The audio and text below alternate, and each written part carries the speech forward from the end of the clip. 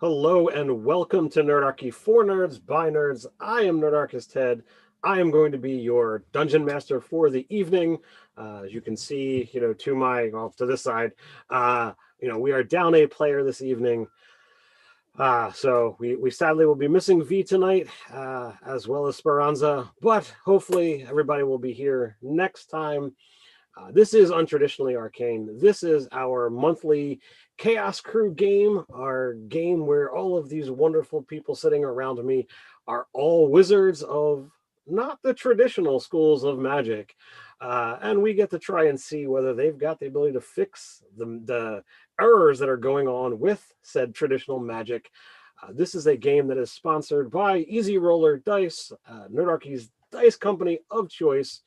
You can find a link down in the description, as well as a promo code to Easy Roller Dice, as well as a link to their current Kickstarter. They happen to send me one of their color shift dice trays. They are gorgeous. This happens to be the sword design, and you can see the cool shimmer. Inside, you've got the cool colored design. They're fabulous. These things are amazing trays. You should definitely check it out if you happen to like dice trays. I don't recommend another one besides this one. So without further ado, I'm going to toss it over to our producer of this wonderful stream. They can describe who they are and what they happen to remember from the last game, and they get to pass it over to a person of their choice. Hey, Internet, it's Jake from Mini Terrain Domain, and that's where you can find me when I'm not here on Nerdarchy Live with this wonderful crew, running D&D games, and mini previews, mini painting, all that good stuff over on Mini Terrain Domain on Twitch and YouTube. I am playing the Dwarf Beardomancer, Odo Wonderbeard, and it is an absolute pleasure to be amongst all of these fine adventurers, and Ordo must have a few ingrown hairs because I don't remember much from last session. I remember casting a beard spell. And I'm trying to remember. I think I did like a beard guri to try to recall some information or find something. I'm gonna throw it over to Robin. Excellent. Hello. So I am Robin. I am Robin Miller. My books are still under Megan R. Miller. Links in the description below. I do remember things from last time. So I'll be playing Drow Bladesinger Chessaline, and we went to the jungle, and there were all these bugs, and the bugs were huge, and we all got bit. Oh, sorry. All got bit, and it was really sweaty, just like really awful and humid. And then we got to this village where there's this like half lizard woman that's also like half elven, and I pictured her in my head as like having this really like almost hell sort of thing going on, where like half of her was scaly and half of her was fleshy. I don't know if that's like actually what Ted described or if I'm just crazy, but she wanted us to help the village, and I guess it was a test, but I think that Ordo was the only one that heard that part. The rest of us just kind of went off to try and find ways to help the village, and I made lobster traps. And I will pass this over to Asa.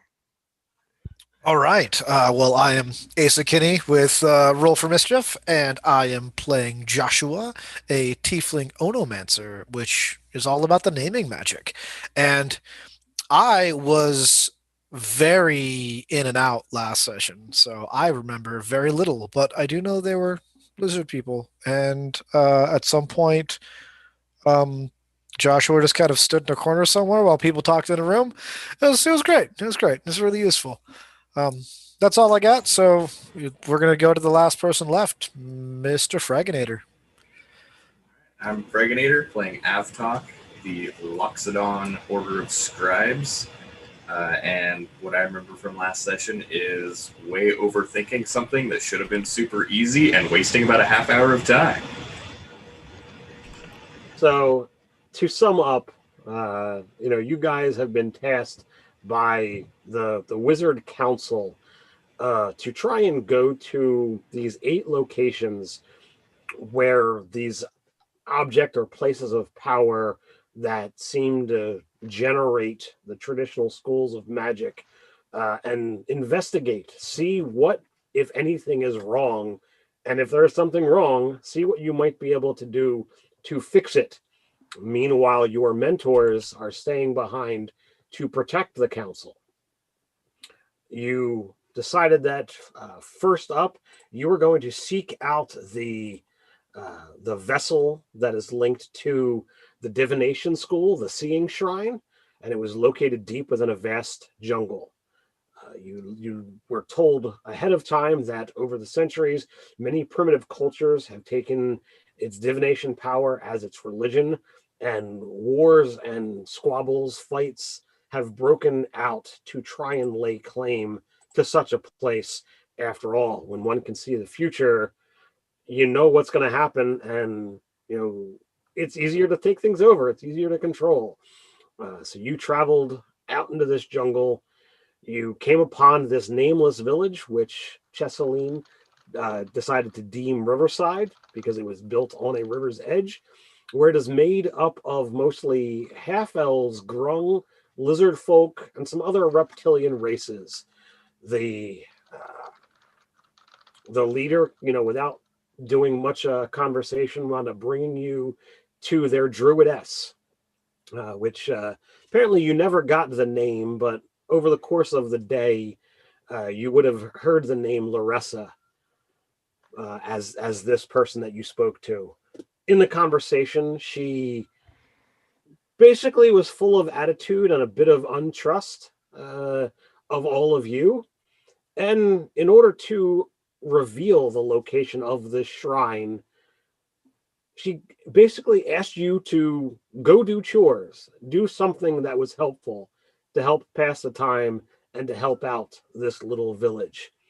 Looking around at the wonderfully dressed beardomancer, bladesinger, scribe, and onomancer, all of you stand out. Any one of you have enough wealth on your person to more than double, if not triple or more, the entire wealth of this village.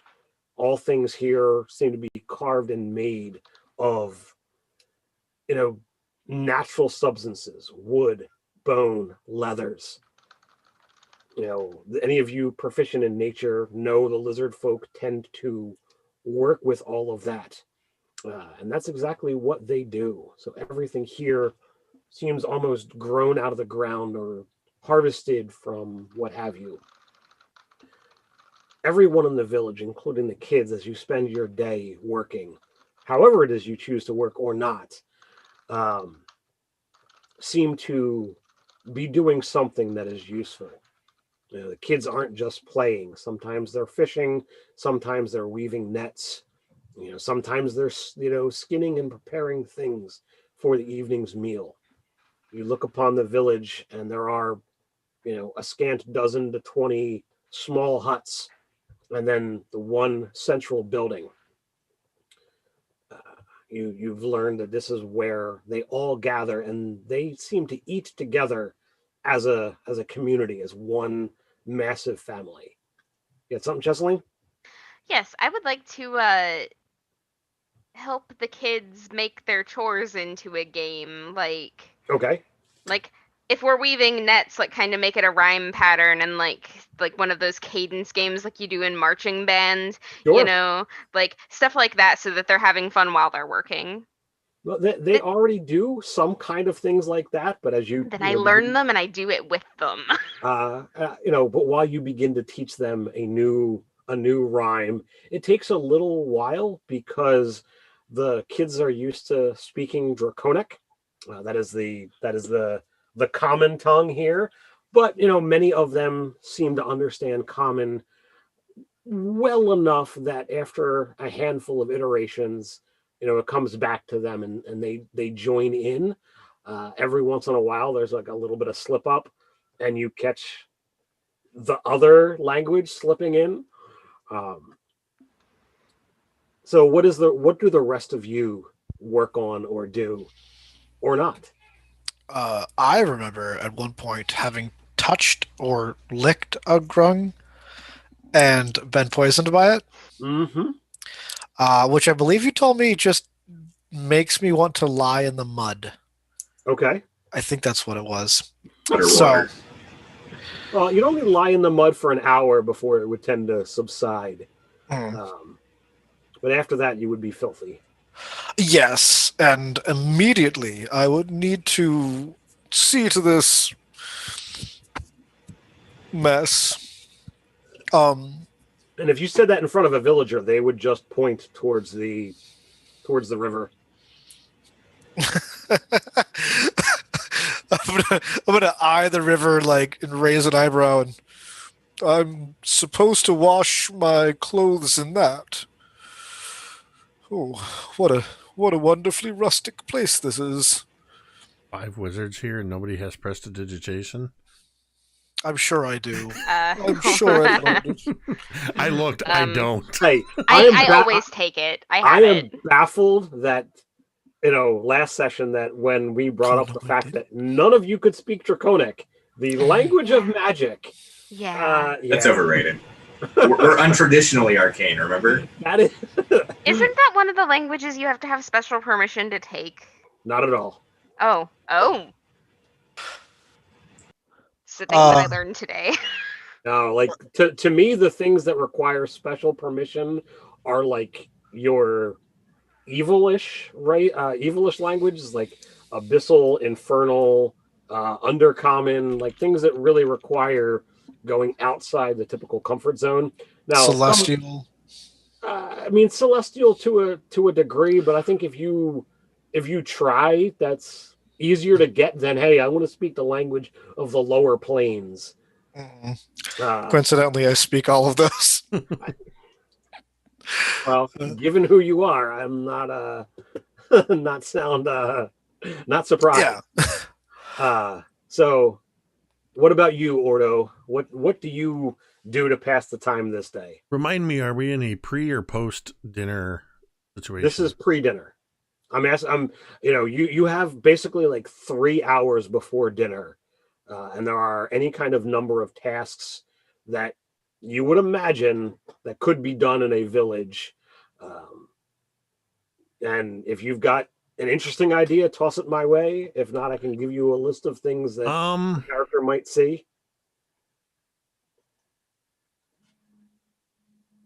I'm gonna say that wherever there are whatever villagers might be foraging, pulling in maybe things to use in the dinner or for later use, berries, mushrooms, whatever it might be, I'm walking with them, observing to see what criteria they're using to pick the best, whatever it may be. So go ahead and make a nature check for me. Make a nature check. All right, I will use my easy roller die, golden dragon die, to get a natural 20 for my first roll. So that What a gives way to me start the night. Yeah. What's that like? So for nature, that is a 23. So you see them picking a handful of berries off of trees, but some of the villagers wind up like stepping to the edge of the river, and there are these long plants that you've not seen before. You're not really the swamp going type, but Grillion are a water-based plant that, if grilled in a certain way, are quite flavorful. There's basically like a root part of the plant that comes up through it that pulls the nutrients, and they're interesting. And the ones that they're harvesting aren't the best. They're not quite ripe yet. Would you say something? Are all of them not quite ripe, or are there some that are ripe? they seem to be getting the ones that are closest to the bank, as opposed to like just basically taking a step further and getting the bigger ones that would be fully matured and thus more enjoyable. And remind me. No, they didn't. Never mind. So I have started out as I'm working with them. I have a notebook out and taking notes on the various things to see what types of foods they favor and plants. And as I notice this, I have cast the beardomancy spell, Beard Servant. And as they start plucking some of these less than ripe plants, I just make a and tendrils of my beard have been reaching out and sort of pointing at the ones that they have, and a tendril of beard will reach up, point at that one and go, and then wrap around one of the larger ripe ones, pull it from the vine, and show them. So I'll do that a couple times to the ones that have the unripe ones, and then begin also helping as I'm standing there, using my beard to reach out in each direction and pluck these ripe. What were they called again? Gorillians? Gorillians. Not gorillians, grillians. Grillians. I was gonna say, wait a minute.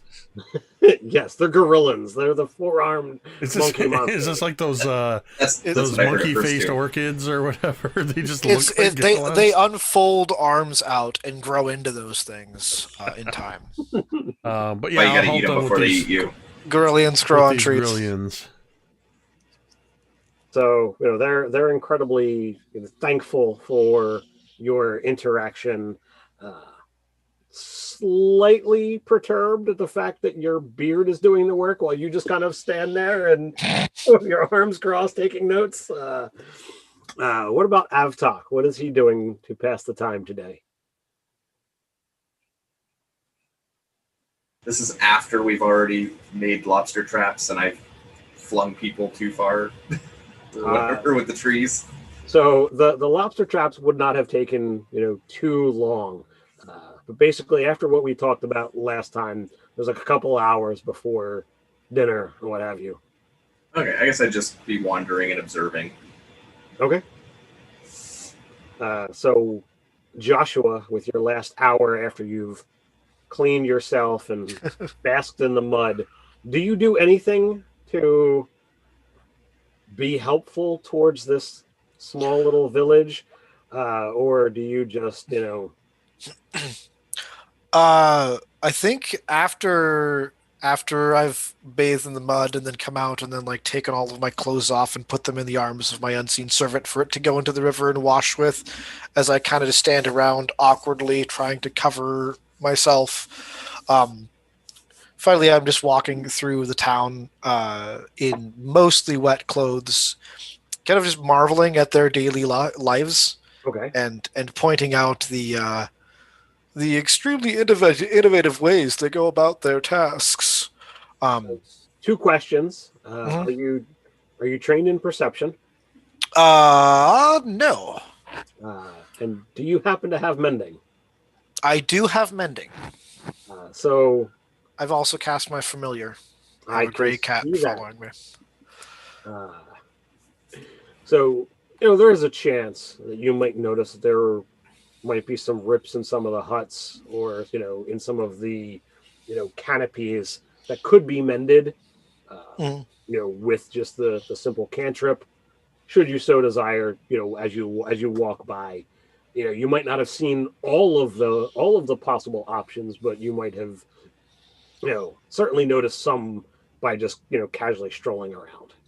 Yeah, I imagine I would point it out, and once I discover it was not intentionally that way, go about fixing it. Sure.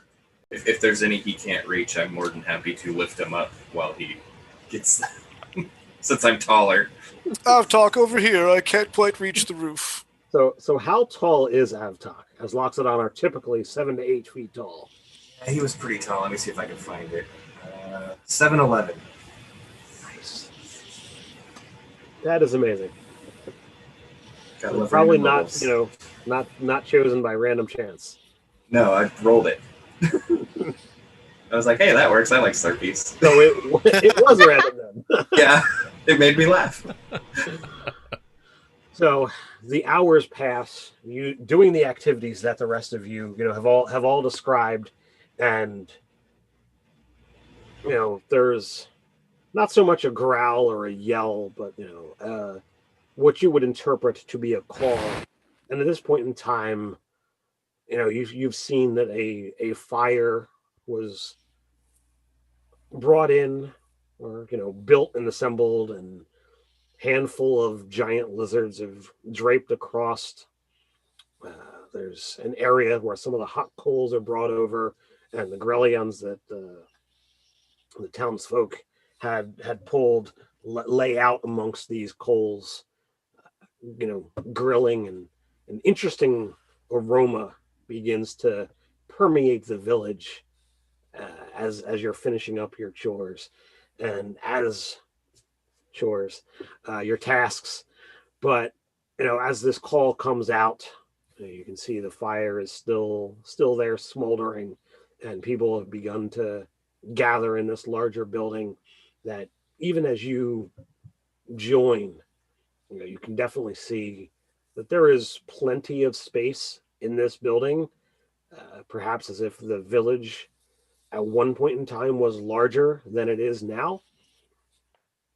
You see the one large lizard folk that you had spoken to very briefly, sits at the table, as well as Larissa, sits to his side, and the two of them, kind of like join hands and raise it, and everyone stands up, and they say something very, very simple, couple of words in that growling draconic tongue. Maybe some of the grung have a little bit of croak to it, and everyone sits down, and some of the other adults you've somewhat mingled with begin kind of parsing out the food, and everyone seems to get an equal share, and there is still plenty to have should people want more. It seems that they've got the idea that there are visitors here, and I mean, you guys are quite obvious, as I said earlier. So the banter this evening seems to have switched over to the uncommon tongue for them, and conversation is a bit slower than you would expect, as people try to find the right words to say.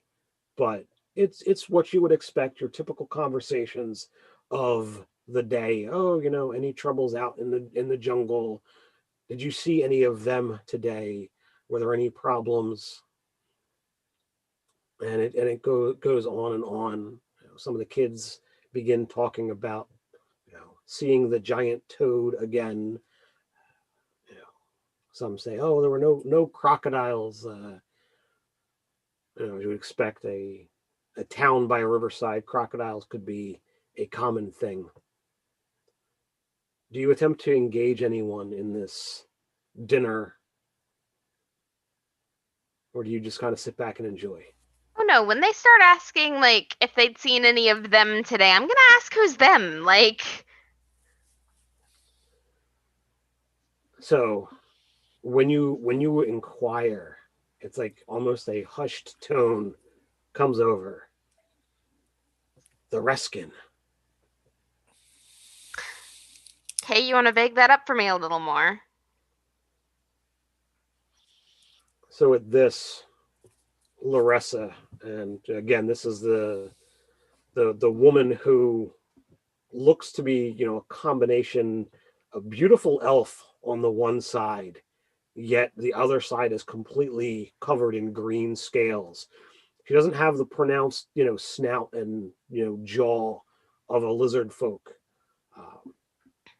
But it's honestly like if you were to like just block out one side of her, she looks like it would be two completely different individuals. Even the eyes are different. The It's a sparkly, beautiful elf on one side, beautiful lizard on the other. beautiful lizard on the other. Yeah, you did notice, last session when you guys were in her hut, that there is some kind of tail swishing around, though she tends to keep it, pulled under her simple dress. But it has definitely brushed up against, things, knocking things over, just in her general small clustered hut. But moving about, it seems she likes to keep it hidden for whatever reason. But everybody seems to give their space. The Reskin, and for this I do apologize. For you see, the Reskin are our problems, and it is about them that I have treated these guests. And she stands up and gestures to where the five of you. Speranza is here, just being a little quieter than normal today. That I have treated you unfairly. The Reskin are a tribe of goblinoids that desire the shrine. And they fear to attack us, not for any reprisal from us, but in that I am the only one here who knows truly how to get to this shrine. And they desire its power. They occasionally assail our meals in attempt to make me afraid, to make us afraid. I know not what lengths they are willing to go to. But had they done anything to our meal, or if this conversation were to come to pass, I would be able to see how you would respond and see whether this would be something that your powers might be able to assist with. So, alternatively, you could just tell us where these things tend to hang out in the jungle. We could go figure out what's going on with that. Maybe try and help solve that problem. Well, like I said, I apologize for the way I handled things. We are not used to dealing with outsiders, and here, family is trust. But a lot of you are not family. I have a small gift of the shrine. I was aware of you coming here, but I had no way of knowing the type of people that you would be. You are not, and she just gestures to everyone else here, you are not like these. Yeah, I know. We're a small legion of weirdos. We all have our own oddities. And it is at that point in time that, as, the sun sets and you see the last little line of light kind of come through the open doorway into this room, and the slight fire from outside, just dancing into the doorway, that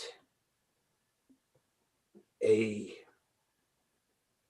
almost see-through, comically large goblin just appears in the middle of this room. Now, to describe it, you've got basically tables in the shape of a U, and in the center is like another table where all of the food is prepared or laid out for the picking, and everybody is seated looking inward so that they could have a meal and not be looking at anyone's back.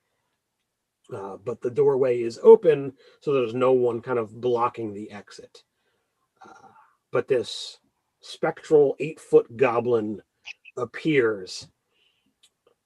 It looks to have some kind of hide of lizard draped across its back, with the head kind of up over top of its own head, so it almost looks like there are two heads on this creature.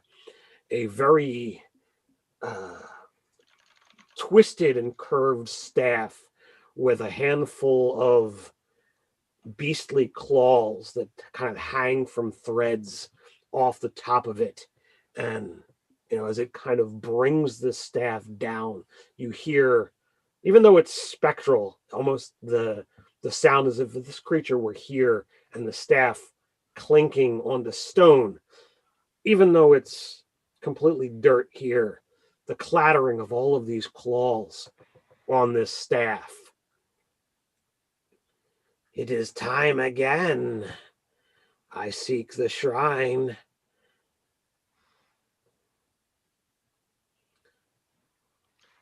Who seeks punishment this evening? Oh, me. Punish me, please. So do you stand up as you? Oh, I absolutely do. Way through raising my trunk, I put it down because she was faster. This creature kind of hunches over, and its whole body turns, and when the weight of this thing's gaze falls upon you, you kind of reel back from the presence of this thing. So go ahead and make a wisdom save to see whether you can remain or whether you actually have to take a step back at just the weight of it. Hey.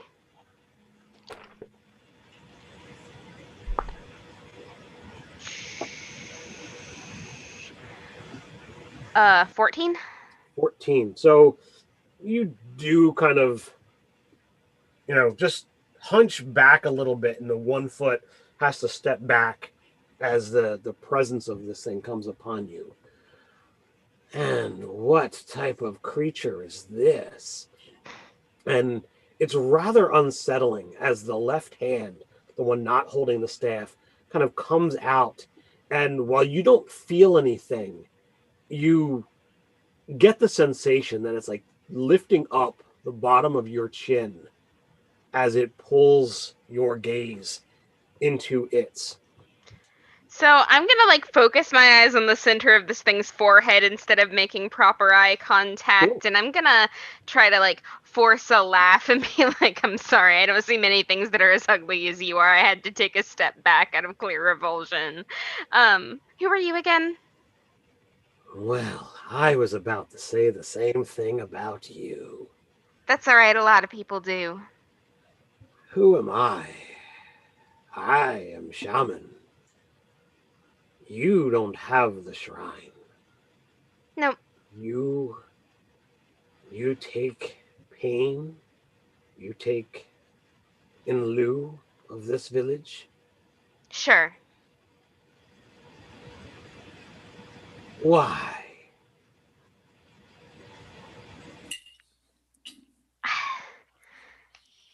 I don't know what you're about to do, but we've spent the past couple of days hanging around these people, and they honestly don't deserve whatever it is you're about to throw at them. Well,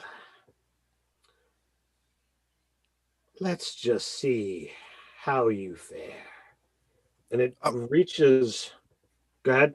Oh, I want to respond at some point, but if you want to have him do his thing, I'd like to respond before he leaves. Okay, he is not leaving. His spectral left hand has just begun reaching towards the center of Chesseline's chest. And just for the record, she's standing here really hoping Perfect. you guys are paying attention because that was the actual point of this. This is the perfect time for me to jump in. So, what Joshua's been doing since he finished his meal is, with the control flame spell, he's been fiddling with fire. He's been like pulling fire along his staff and doing like fire twirling stuff. And I rolled a performance check, which happened to be a natural 20. So it's, it's a fairly impressive, dexterous display for someone of his girth.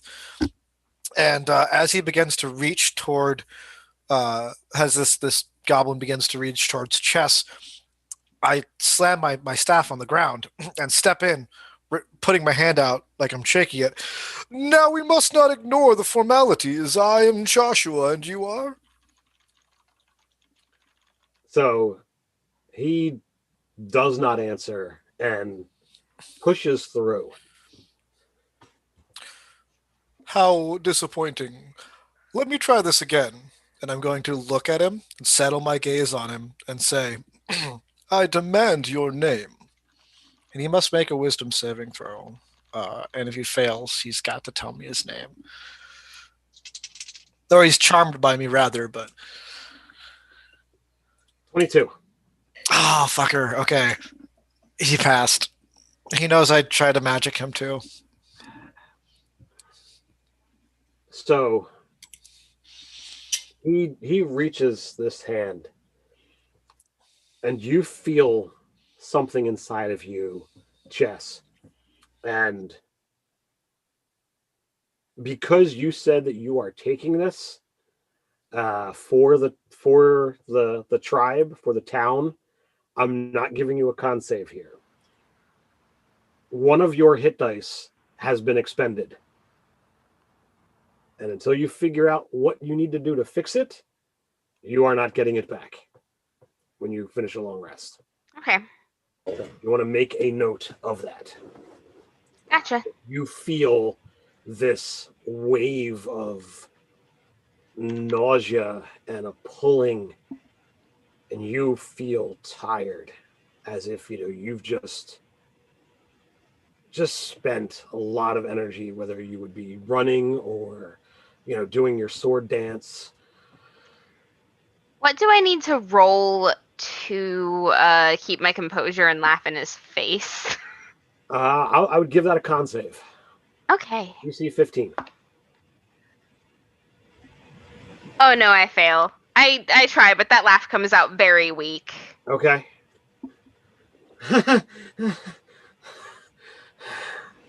a wheezy laugh as you try to force your way through it.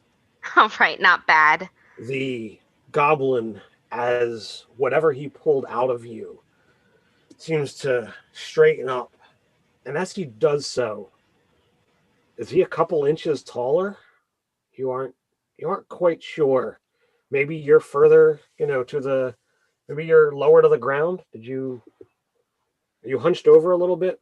The rest of you who have been focused on this definitely seem to notice, if you're paying attention, that the goblin does seem to have gotten a little bit bigger at this.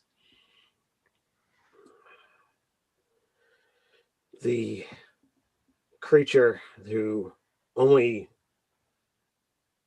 gave the name shaman turns back to Larissa. Well, I guess until I deign visit you again, unless this was enough this time. And Larissa looks over to Chesseline, and then she just shakes her head. And with that, the goblin turns as if like they're about to walk away, and just the act of turning, they're gone. What an unpleasant fellow. And I'll put a hand on Chess's shoulder. Are you all right? Is it? I don't even know how to describe the thing that just happened to me. I feel like he drained part of my life force, but I also feel like I've got a pretty good idea how to get it back. I vote for killing him. That's it. That's my idea. I could be on board with that. Look over at the. Oh crap! I totally just blanked on her name. Larissa? Sure. Do we know where he is located by chance? I can let you know where the Reskin are. They are a tribe of goblinoids. There's a handful of bugbear, hobgoblins, and goblins that take the better meat and kills from the area and then frivolously waste whatever they don't use. They squander the hides that could adorn our buildings and make better roofs. They cast away the bones that could be tools and weapons. And the lizard folk, that's sitting at her side, is shaking his head, when she's talking about the tools. But there are quite a fair number of them, and there are only so many of you. And while my family here are skilled at a number of things, we are not warriors. And they know that if we were to fight, we would lose.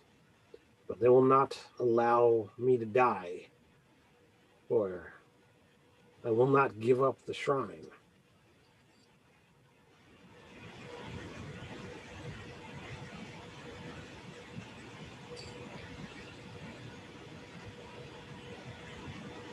We do not have to outnumber them.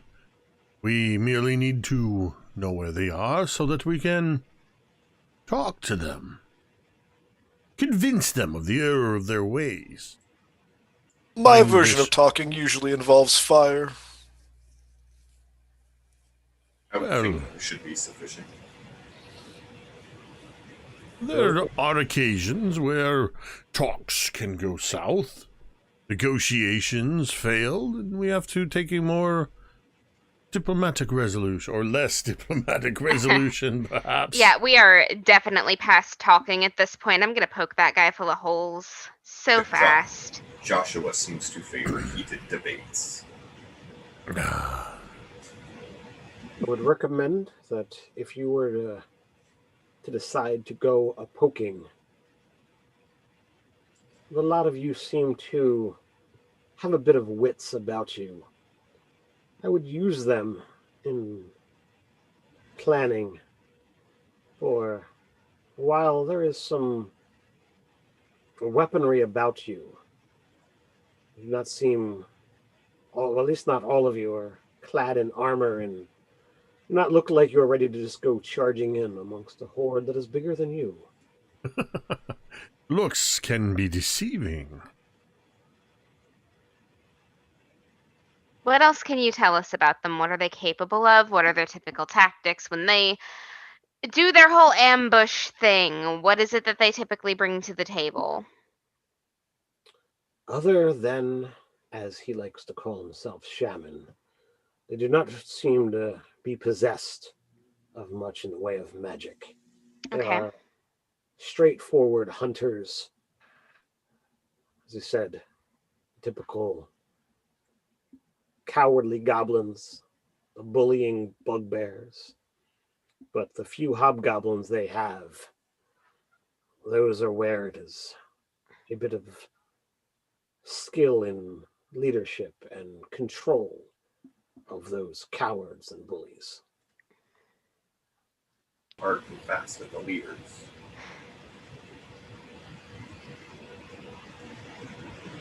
Frag, you are hard to understand. You sound very far away. I didn't Alright. catch that either. I'm sorry. So strike hard and fast at the leaders. Yes, cowards usually run away when they don't have a head. If I would imagine taking out the hobgoblins and this shaman would be enough to send the rest running. How many hobgoblins? The most we've ever seen at a time is 3. Oh, please. We've got this.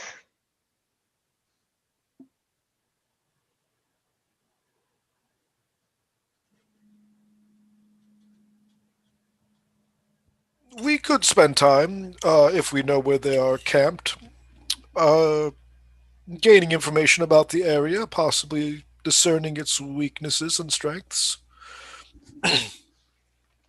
Perhaps even causing dissent within the ranks. Well, that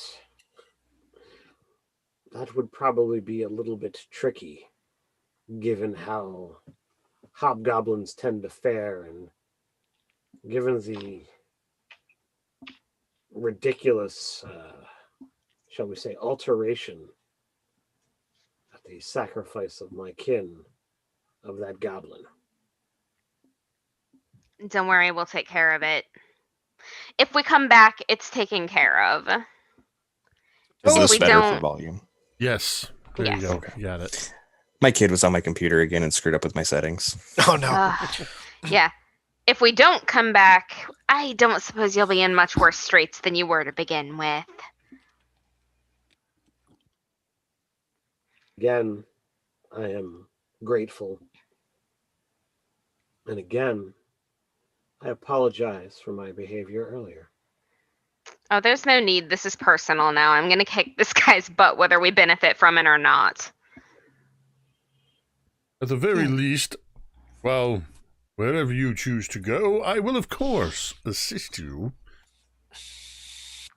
I would suggest that we wait until the morning. I need to prepare a different selection of spells if we are to go barreling headlong into bugbears and goblins and what have you. Could you tell us any more of the alterations that you were mentioning earlier?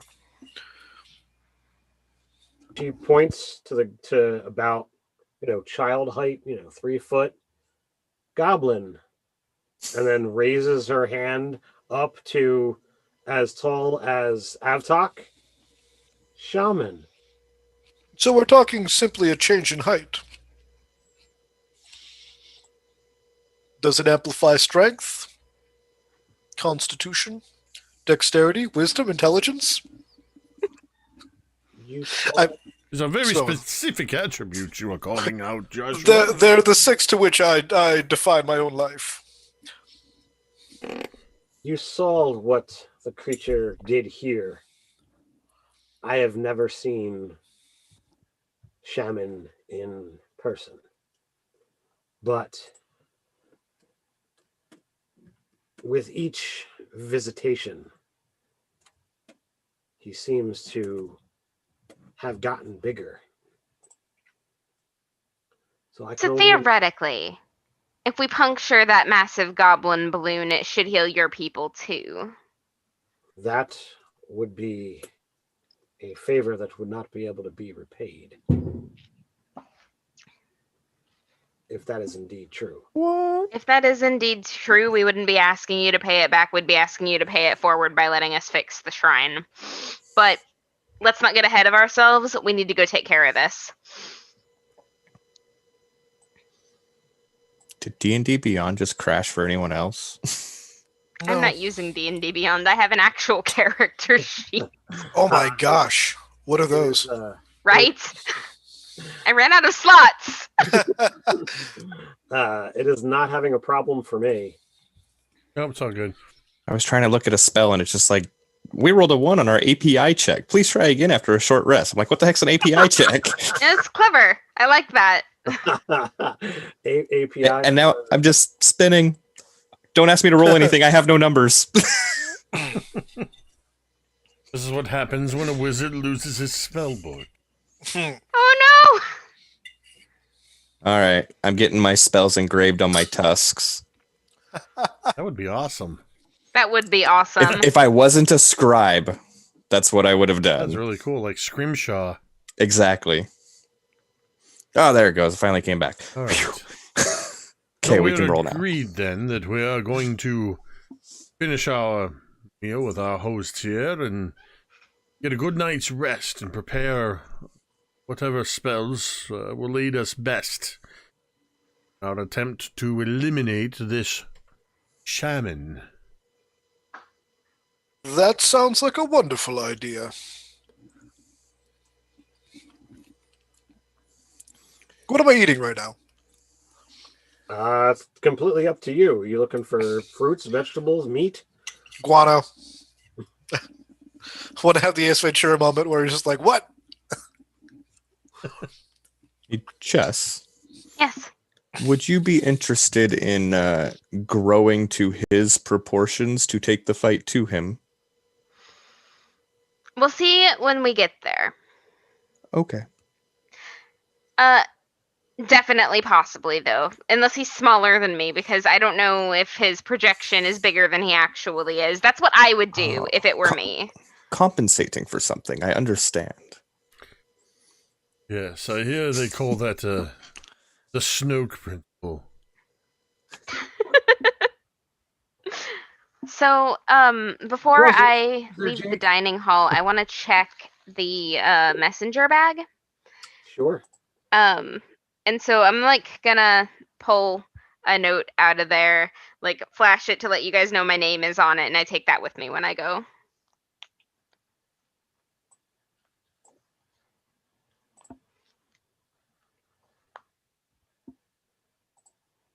Wait, you flashed?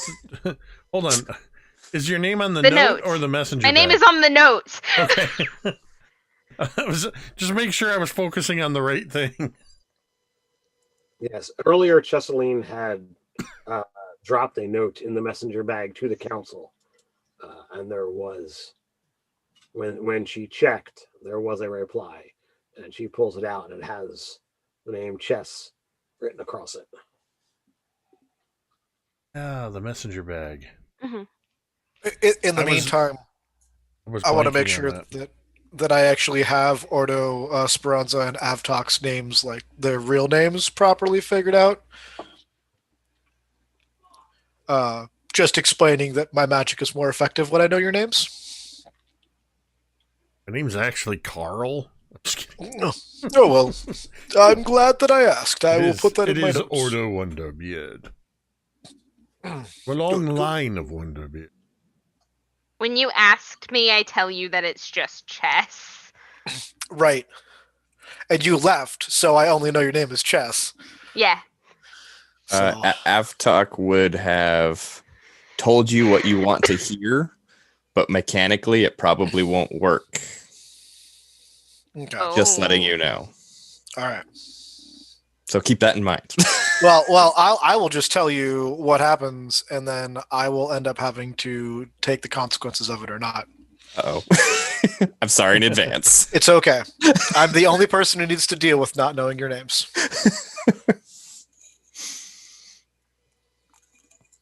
So unless there's anything else that someone wants to specifically do this evening, there's a couple of huts that have not that don't have anyone currently living in it, and this would be crappy accommodations in a town or a city. So I would say not the rest is not exactly comfortable.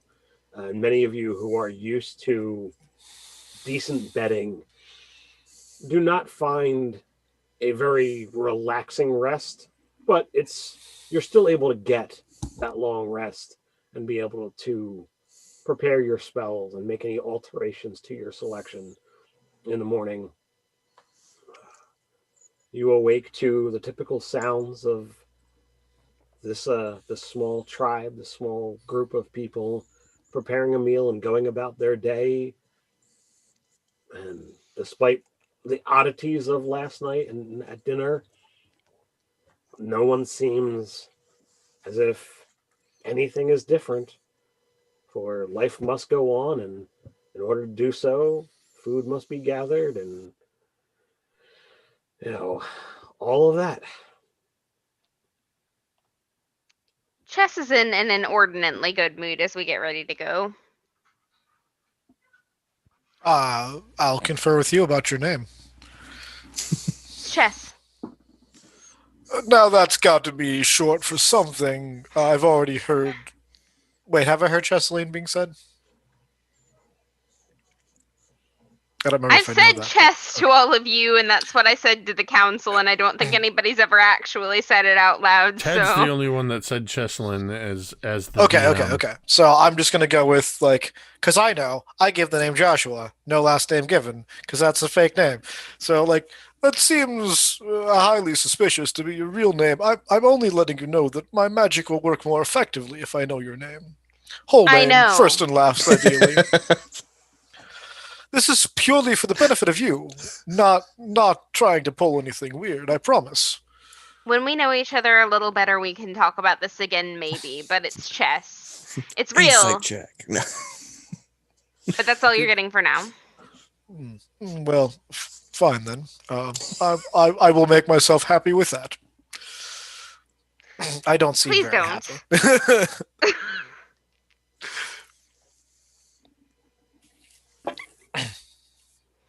I'm preparing my combat spells.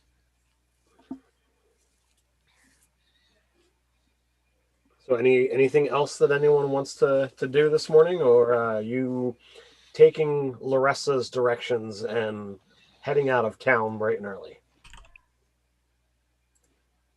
Bright and early sounds good to me. I'm sorry, I'm digging through my stuff for my player's handbook because I'm not using D&D Beyond right now. Mm-hmm. Yeah, for bright and early spells. works for me too. Is Ordo Wonderbeard an early riser? This Order is weird. Wonderbeard Cautious. generally rises before everybody else so that he can make sure that his curlers are out of his beard and hair. So that He has to be an early riser. He's got a high maintenance program. Oh, yes. Probably as everybody's getting up, he's doing his best in these squalid conditions, applying just a little bit of rouge to the high points of his cheeks. And from his beard, a little canister puts just a little bit of high gloss chapstick on his lips. Oh my gosh.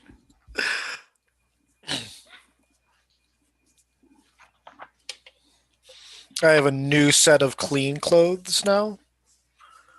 Not what I wore yesterday. Okay. I am definitely wearing what I wore yesterday, but it is clean. I have prestidigitation for this reason. Apparently, so do I, and I didn't know. Not me. No. I Or like to play with spells. fire.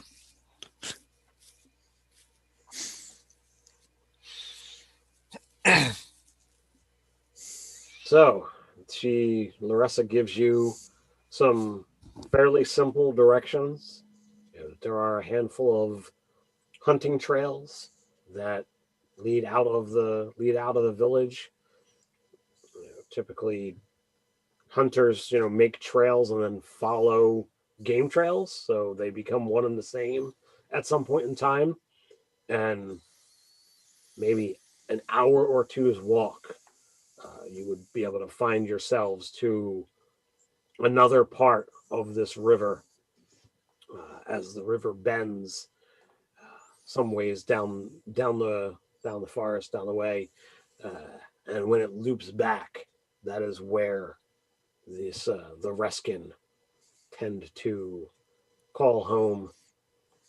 If they're not there, they have probably just moved their camp a little ways away, just continue following it upstream, and they should not be too hard to spot or to hear anyway. They are not one with the land as we are. They do not keep quiet.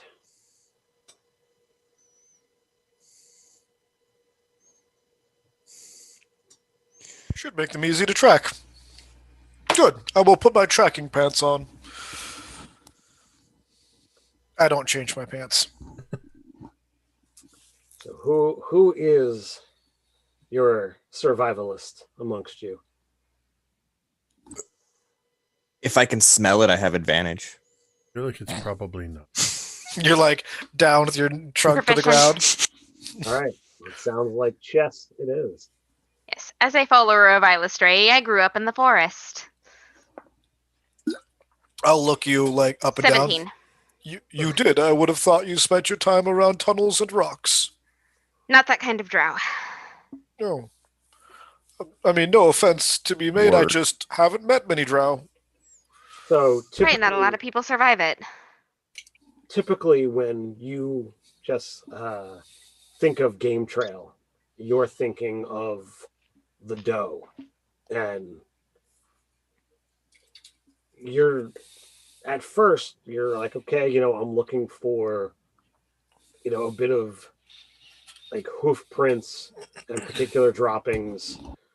You don't see any of that here, but you definitely see where plants across a good solid foot across seem to be just pushed down by weight. And as you kind of stop and examine it out of curiosity, you see a good 2 to 3 inches apart a couple claw marks, as if something fairly large has dragged itself. Every so often it like will veer off towards the water, but you'll see where it occasionally bends around.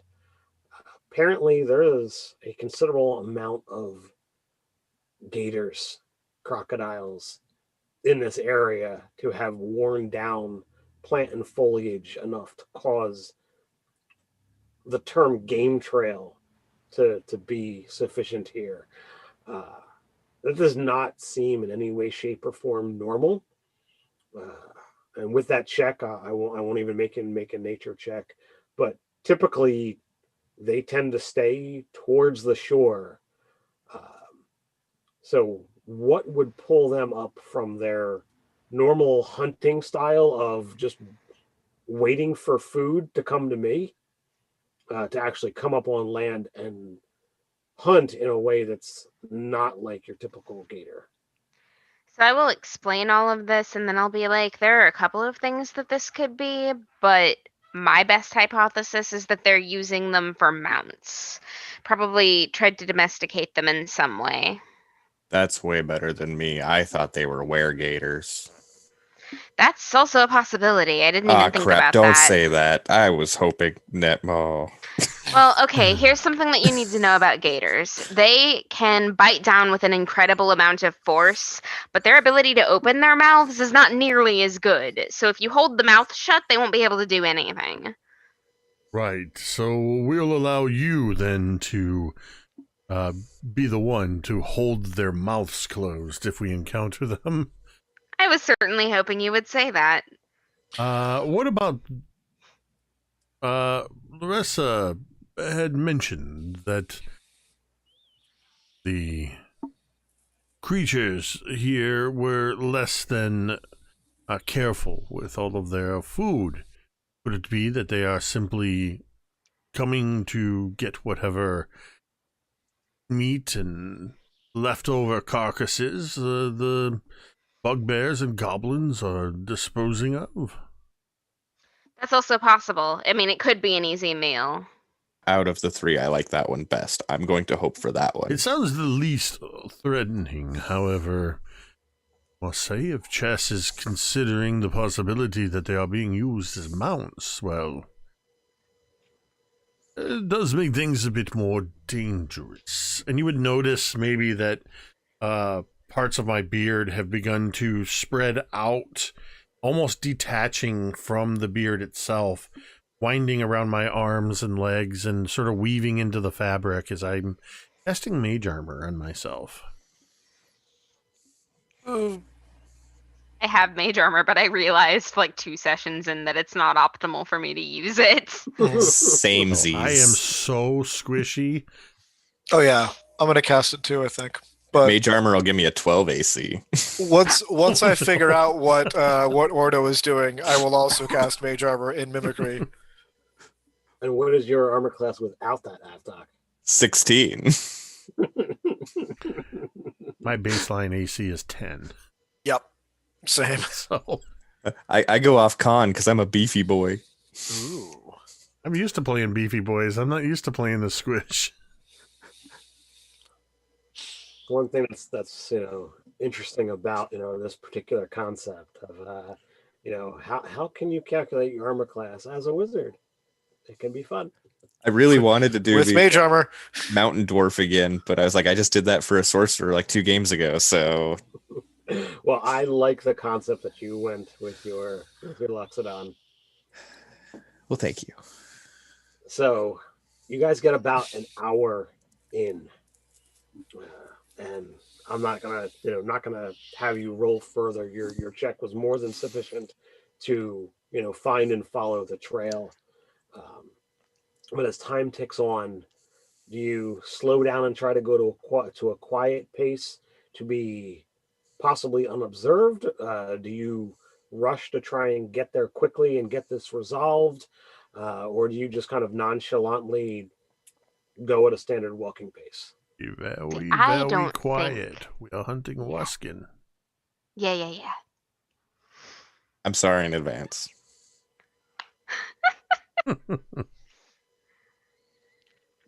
I don't think there's any reason to rush. Like, even if we know that they're gonna hear us coming, like we don't have to be there in a certain amount of time. It's not like they have hostages.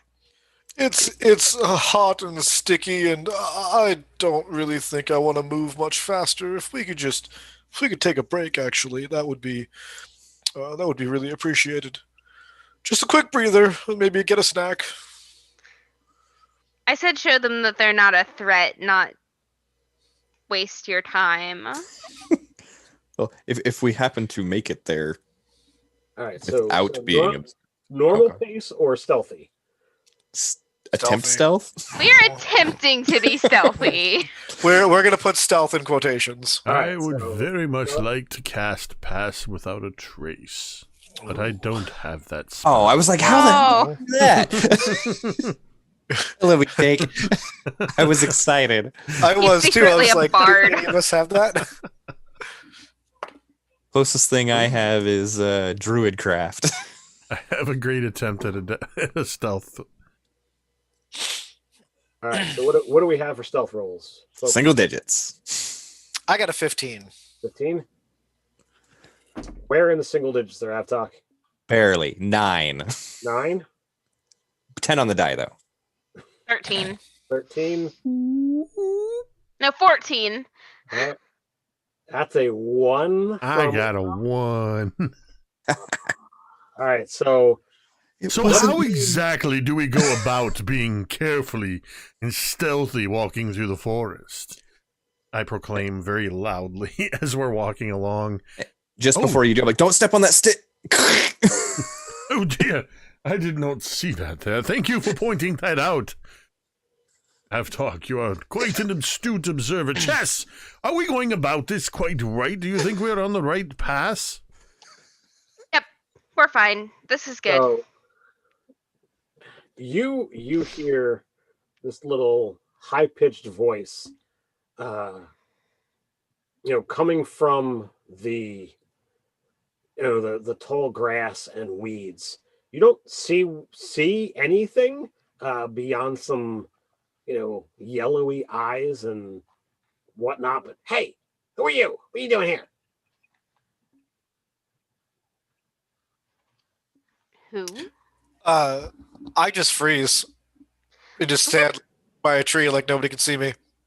I want to crouch to eye level with this thing. So it's like 20 feet away. That's okay. I'll do it from 20 feet away. Who you? Chess. And who are you? Scrock. Hi, Scrock. Why don't you come out here and talk to us? I promise we won't hurt you. What are you doing here? That's a bold Come out claim. and I talk want to to us and burn we'll it. tell you. But it's safer over here. You got No, it's safer next to me. I'm honestly quite the badass. I don't know. I don't know you. I don't know you either, so why should I tell you why I'm here? Show me that you trust me a little bit, and I will trust you a little bit. That is how this works. I've never wanted to say "take me to your leader" so much in my life. I don't know. I'm not supposed to, Not opposed to talking to strangers. You're just supposed to tell me, what you're doing. Are you an adult? Help! I need an adult. Yeah. Well, if you're an adult, then nobody should be telling you what you're supposed to do but you. Do you want to come here and talk to me or not? That's not how it works. Why not? Because you got to do what the boss says. Why? Excuse me. What part of boss don't you understand? But what if You your like to boss be your is own a boss. big, dumb, stupid head? No, I'm not the boss. But you could be. You could be your own boss. No, I'm not good enough to be the boss. Not with that attitude. Well, in that case, then you're not good enough for me to give you any information. And I straighten. Okay. He is not getting any Employee of the Month votes. That's a 23 to hit. You. Oh, that hits! Oh, well, never mind. I am sort of like this, about ready to say something when So he you see attacks. the shaft of an arrow come flying out of the grass, and it strikes at you for 3 points of damage. So I get totally clipped through the arm, and there's blood trickling down my pristine white sleeve that is now stained. And sure, I can take care of that later, but I look very unamused. Initiative? Sure. 15. Ooh. 20. Dirty 20, but 20. 17. Really throwing me off not having my cure. So I heard a 20 for Chess. I heard a 17 for Josh. Yes, sir. 15 for Avtok. Or 15 for Avtok. And what do we have for Ordo? When it doesn't matter, I roll decent. 7. 7. Who The goes dice first in an are all-wizard not- party? The dice are not kind to me today. We started off with a natural 20, man. Hey, there were It's all two downhill from here. natural 20s within the first 3 rolls, so I don't want to hear it. And trust me, after the dice rolling I had last night, I could certainly go with some positive numbers. Out of my first 8 rolls, 5 of them were 5 or below. Oh my gosh. I rolled. I wasn't even around you, Ted. What? I wasn't even around you. You can't blame it on me. Well, I rolled a check with advantage, and it was a 3 and a 4. the entire session basically was the result of the low survival roll. Oh my gosh. Several weeks ago in a one-shot, I rolled with super advantage and got a natural 1. So That's something only you can do, Frag. and Will Wheaton. So, Chess, you are up first. Apologies to the viewers for the slight distraction. Yeah, I'm going My bad. over there. I'm gonna use my bonus action to... Yeah, I'm gonna use my bonus action to start a blade song, and I'm gonna just poke the goblin if I can find him. Yeah, he's not hiding. When you step within 5 feet, you can actually see that there's a couple of goblins over there. Okay. Okay, I was just about to say, are we about to gang up 5 wizards on a goblin? I'm just gonna let them know how many of them I see before I attack the archer. 5v1, I like those odds. You see behind him there are 2 other goblins, and one of them looks like they're set to just start running. Cool. Is the one that's running the one that has the bow? No. I mean, they all have a blade at their side and a bow at their hand, but only the one shot at you. I mean, I meant to come for the one that shot at me, but the one that's about to run is probably the one that I should attack, so we're gonna go with that. Sure. I wrote down the... My dumbass wrote down 1d8 under attack bonus because that's what I roll for damage. Give me a second. I'm sorry.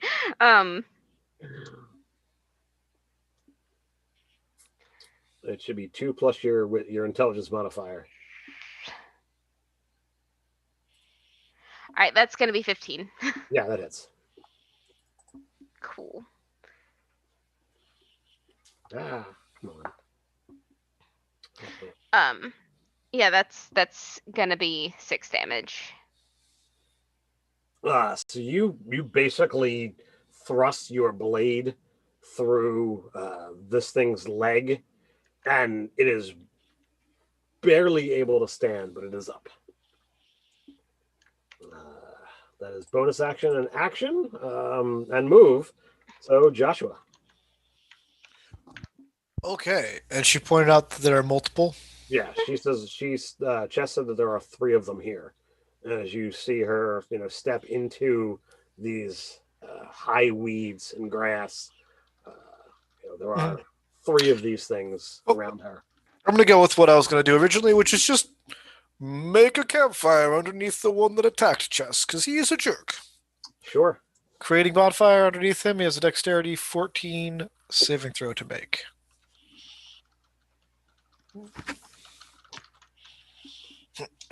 So 14, it was on a 19 and it rolled to a 3. Oh, Total of all 5 right. is a fail. Well, I rolled a wonderful 2 for damage, so he takes 2 fire damage. All right.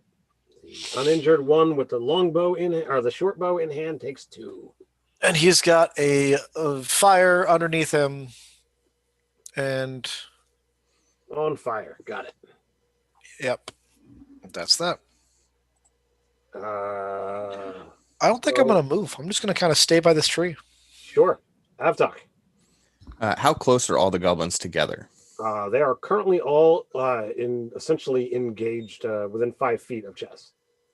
All 3 of them. Yep. In order to get to the one to the back, she had to step into combat with all of them. So would I be able to do a 10-foot radius something without hitting Chess? You could. You could either you're gonna have to spot guess it within the grass, but 5th edition is not 3rd edition, so you don't have to make a check. You'd like, I'm gonna put it there. Right. And I'll get 2 or 3 of them. You can get 2. The only way to get all 3 is to include her. Screw it. I'll just magic missile then. I don't want to hit. So 1 at the one that was running away and 2 at the one with the bow. Okay. So 4 on the single and then 8 on the one with the bow. So your spell goes off. And just for flavor, they look like brains hitting the creatures and they deal psychic damage. Okay, psychic instead of force. That is an interesting choice. What did Because you I can't. cast? Magic missile. Oh, So your brain hits the one that is turned to run, and as it collides with whether it be the back of his head or the back of his neck, Chess, you are right there in melee. You hear this sickening crunch, and the thing falls, mid stride, and you feel it come off your sword as it falls to the ground dead. The one that you were talking to with the short bow in hand, that's on fire, as well as the ground at his feet, mouthing something about you guys, and not giving any information.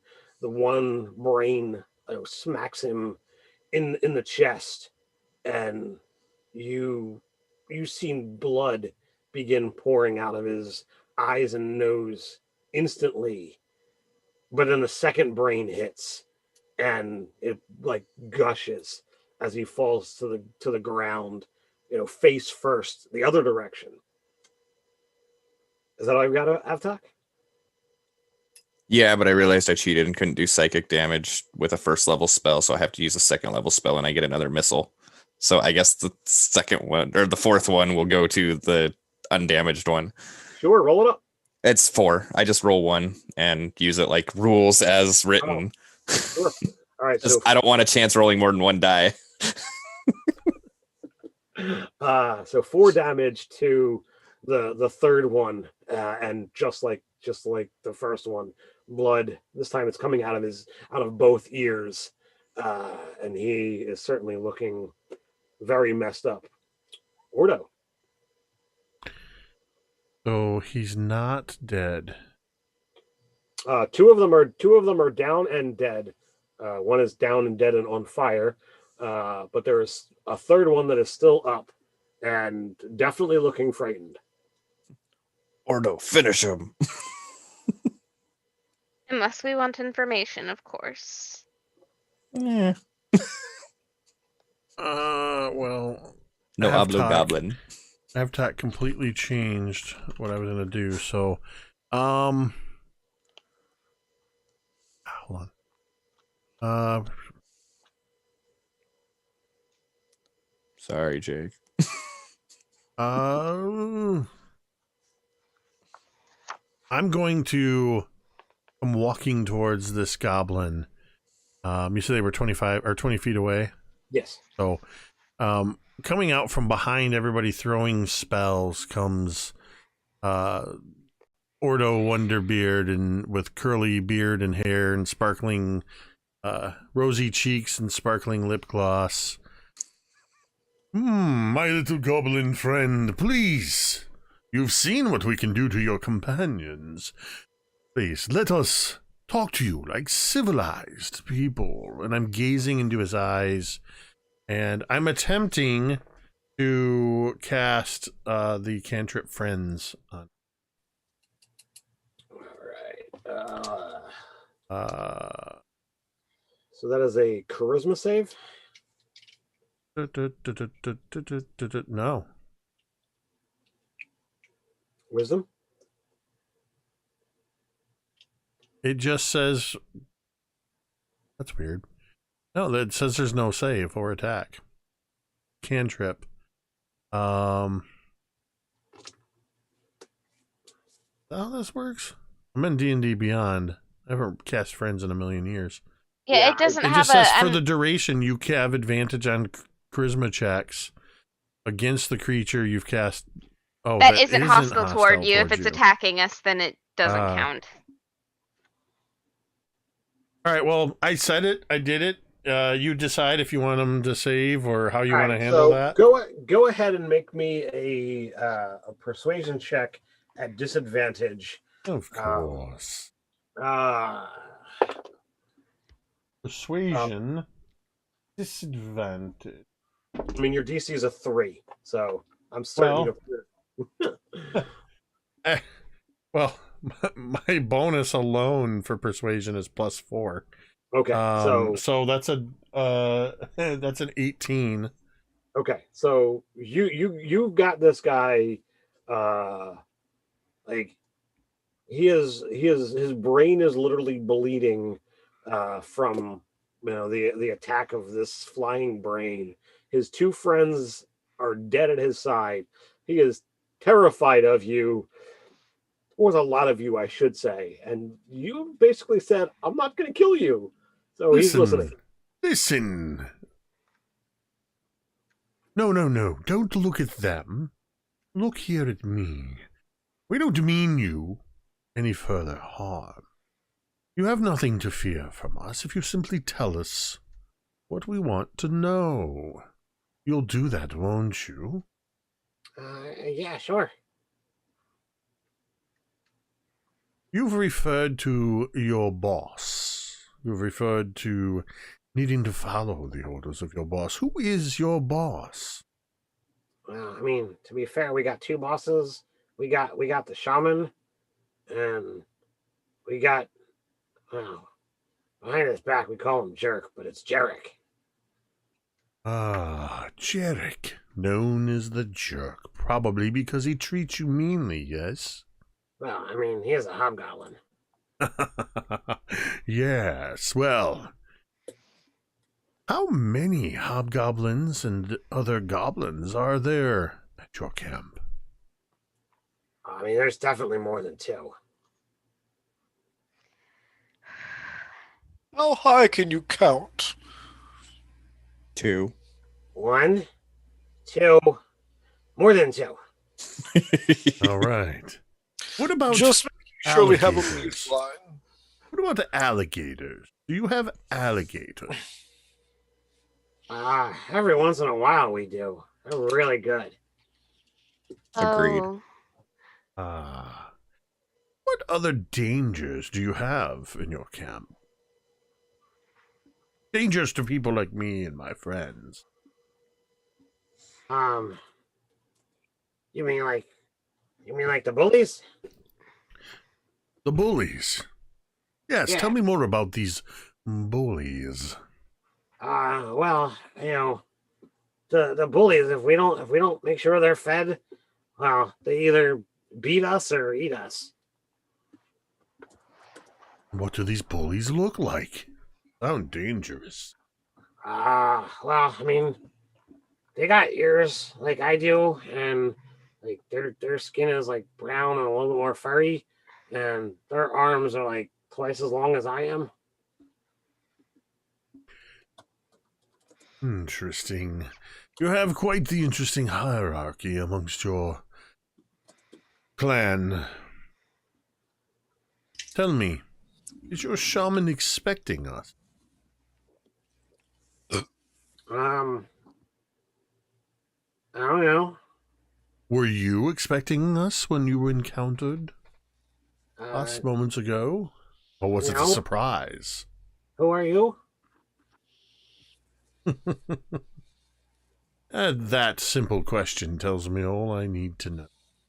Chess, is there anything else you would like to know from this goblin friend?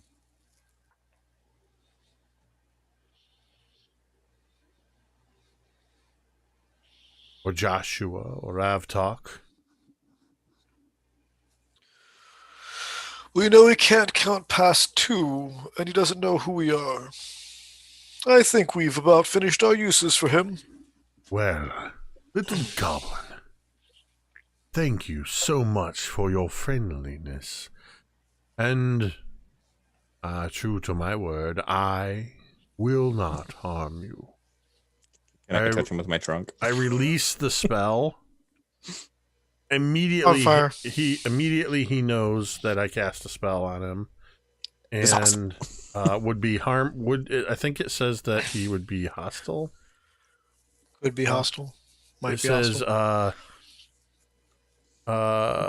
You're a jerk. Creature realizes you use magic to influence its mood and becomes hostile towards you. It might attack you, whatever, blah, blah, blah. But once I release it and I say that I will not harm you, I turn my back and I just look at Chess and Joshua and Avtalk and just kind of...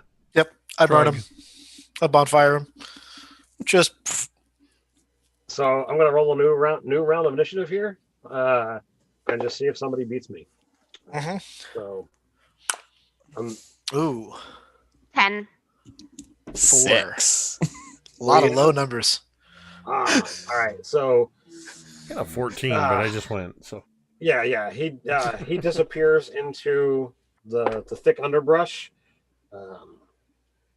not running in the direction that you guys are going, but kind of into, I guess, the wilds. Like not in the direction of town, but not in the direction you guys are headed. I like Interesting. spurt flames after him. He ran away, smarter than he looks. Chess, what was that goblin's name? He told you his name, yes? Steve Martin. Check.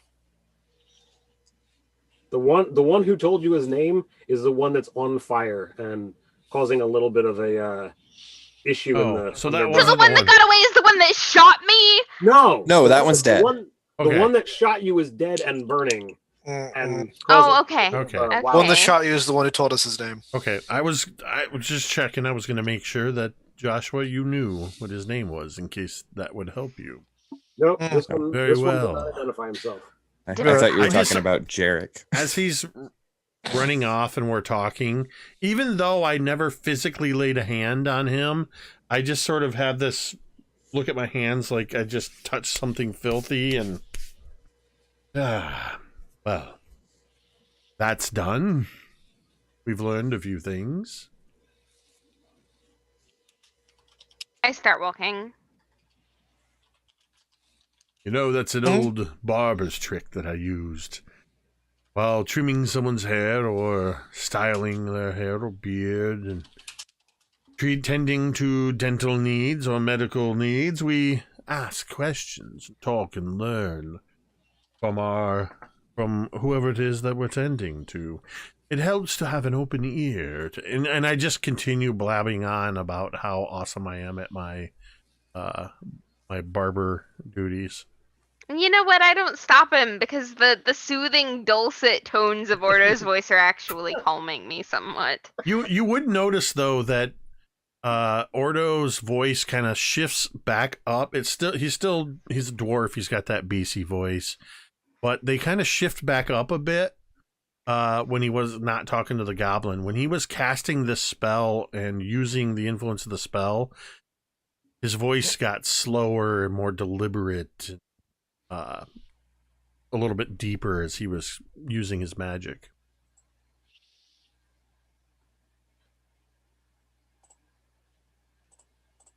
I'm gonna stretch and yawn as Ordo drones on, and this sun is definitely begging for a nap. My familiar cat is just draped across my shoulders. Okay, there, Robin. Yeah? I'm not really sure what that was. I think my cat knocked something over.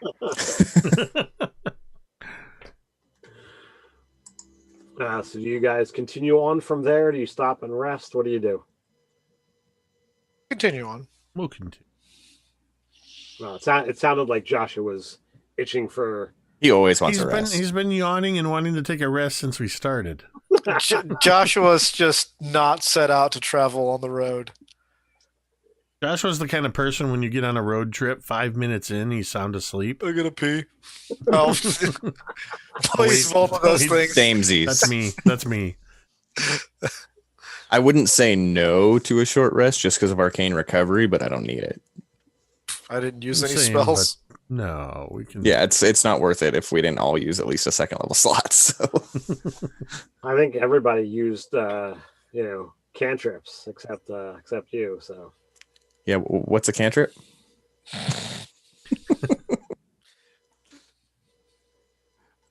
I got to cast a spell that I didn't have to roll a die to hit, so don't care. that is Frag's MO. Mm-hmm. No die. Where do we end up? So as you continue on, you eventually begin to hear the stream yet again. It seems upriver. There is certainly more of a current than there is down where Riverside is. Perhaps there is some kind of dam or something that's slowing the stream somewhere up around the bend that you did not see or investigate unless you choose to do so.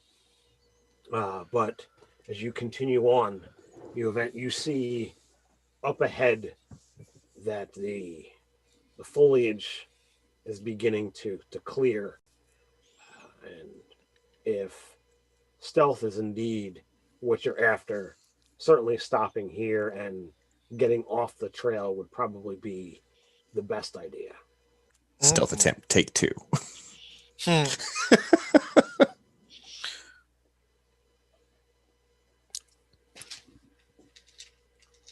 I'm going to look to Chess to lead us.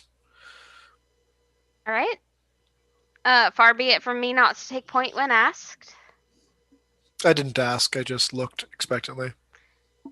So I will ask this question: how many of you have a familiar and have cast it at some point in time in the past? I have, but I think I mentioned that already. You did, yeah. You said you have a cat. What is Avtok's familiar? He hasn't shown it yet. It's still in his like extra dimensional plane, waiting to be called on. I also haven't figured out what form I want it to take yet, so I'll get back to you on that. Form of giant eagle. Ordo has not found a creature that he has imprinted with. Make a familiar. It's just his beard. Just detaches and walks away. Even Ordo knows there's a point where Beeromancer moves from charming to creepy. When you have your own cousinette, that's about when it's Right. creepy. My Beardomancer that I played an offline game is a squirrel who is like extra shaggy and literally sleeps and lives on my chin to poof out my beard even more. So what about Chess? Does Chess have a familiar? Not yet. I have the find familiar spell. I haven't cast it yet. Yeah, all of you were, given the ability, when you were back at Council Chambers, the ability to add find familiar to your spell list, to your book.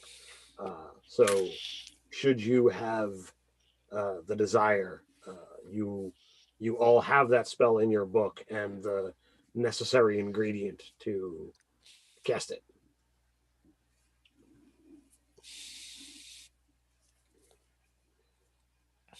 When I'll I let- do get I'll around let you to it, know I what- kind of want it to take the form of a sugar glider, but I don't know what that would be statistics wise.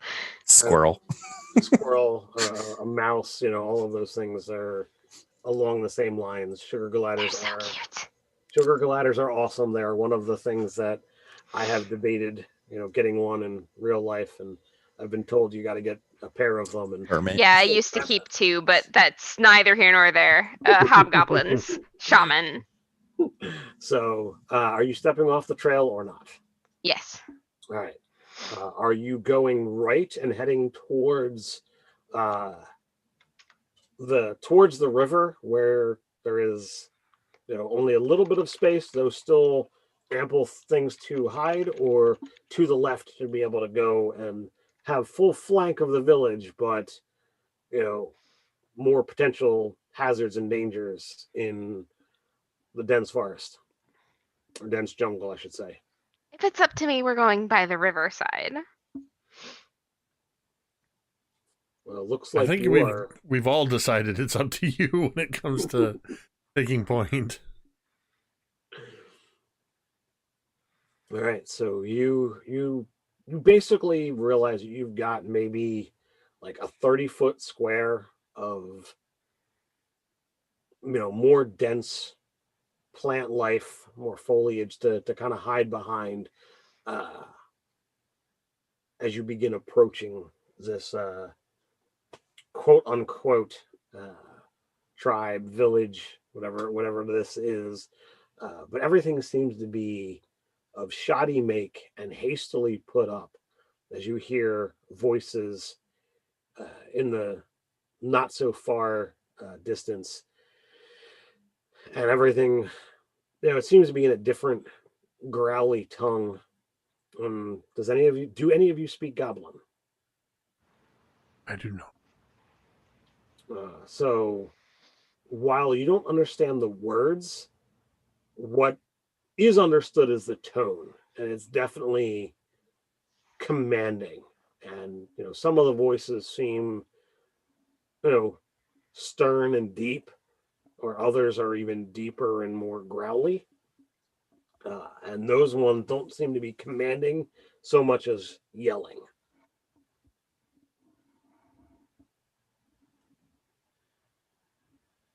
That one sounds kind of like a jerk.